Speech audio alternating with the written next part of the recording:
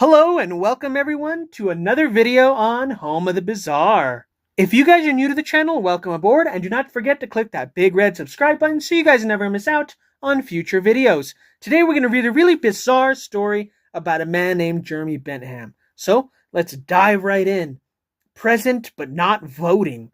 Though dead for over 100 years, the dressed up skeleton of Jeremy Bentham, with his head between his feet, sits in the uncanny silence at the head of the hospital board around which the trustees of the University College Hospital in London gather.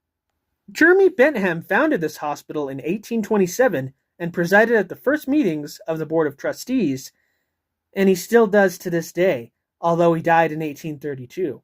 Each meeting of the board has found his weird figure at the table. His gaunt form is upright, his sightless eyes stare outright, and his broad-brimmed beaver hat is never removed from the long locks that dangle down on his shoulders, nor is his gloved hand ever taken from the cane that it has rested upon for over 100 years.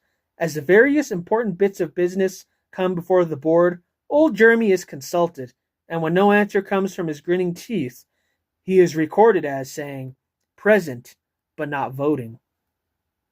This dressed-up bag of bones and dust of what was Jeremy Bentham sits at this board because the living Jeremy Bentham willed it so.